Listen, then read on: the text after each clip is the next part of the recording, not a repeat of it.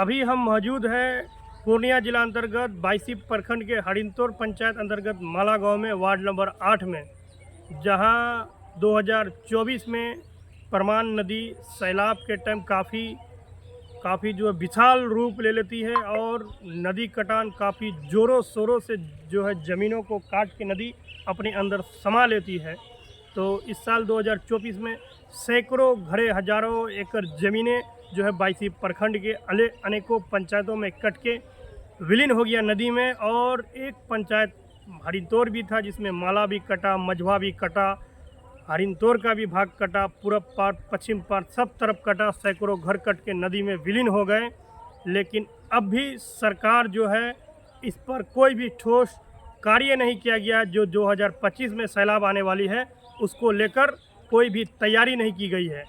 तो हम अभी आपसे और आपको और यहाँ के स्थानीय नेता और सरकार को आने वाले 2025 विधानसभा चुनाव में जिन जिन पंचायतों में नदी कटान हो रहा था और जो अभी होने वाला है और जो हो रहा है उस पर कार्य नहीं हुआ, तो 2025 में ये सभी इलाके के लोग उन सरकारों को जवाब देने का काम करेगा। काफ़ी दयनीय स्थिति है। पदाधिकारी कहाँ है, अभी कहाँ सोए हुए हैं। सिर्फ सैलाब के टाइम में आते हैं, वो उनको मिलता है खबर, हाँ घर कट गई, ज़मीनें कट गए, वो आते हैं, घूमते हैं, फ़ोटो लेते हैं, वीडियो बनाते हैं, रजिस्टर पर लिखते हैं और चले जाते हैं। फिर अपने आराम से अपने ऑफिस में वो ठंडे एसी में आराम से सोए हुए रहते हैं, बैठे हुए रहते हैं। उनको कोई चिंता कोई फिक्र नहीं है बायसी और सीमांचल की, क्योंकि यहाँ के लोग के अंदर भी कहीं ना तो कहीं बहुत बड़ी कमी है। आप जिन्हें पंचायत चुनाव में जनता ने पंचायत प्रतिनिधि बनाया है, उनसे आप जाकर मिलिए और कहिए कि अभी सुखाड़ का टाइम है, नदी का पानी नीचे है, अभी काम कराने का टाइम है। आप स्थानीय पदाधिकारी से मिलिए, जिला पदाधिकारी महोदय से मिलिए, जल संसाधन विभाग के डिपार्टमेंट से मिलिए और अभी काम कराने का समय है, काम कराइए।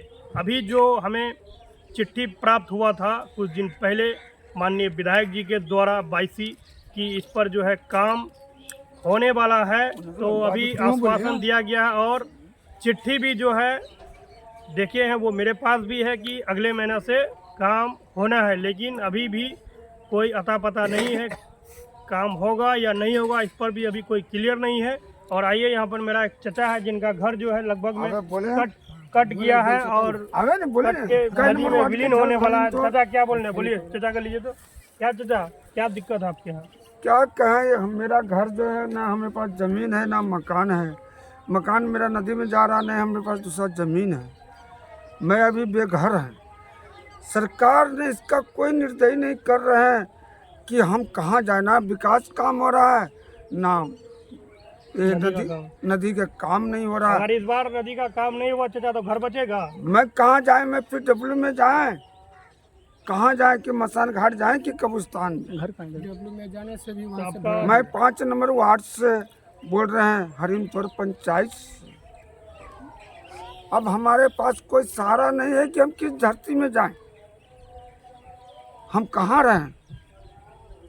हौसला रखिए चाचा, उम्मीद रखिए। देखिए इस बार तो चिट्ठी देख रहे हैं हम लोग कि काम होने का आसार है अगले महीने से।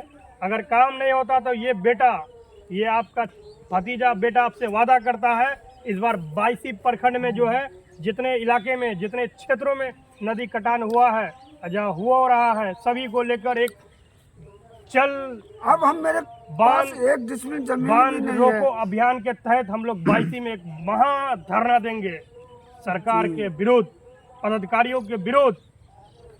नहीं विकास हो रहे हैं।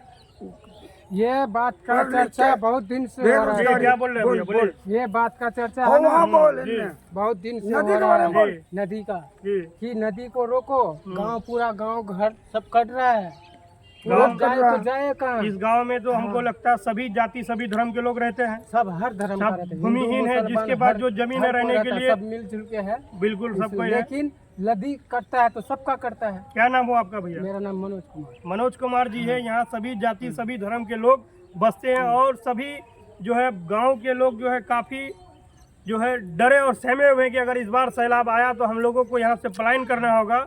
और सभी यहाँ लगभग भूमिहीन है, जो ज़मीन जिसके पास जितना रहने के लिए है बस उतना ही उसके पास जमीन है क्या भैया? हाँ वही है।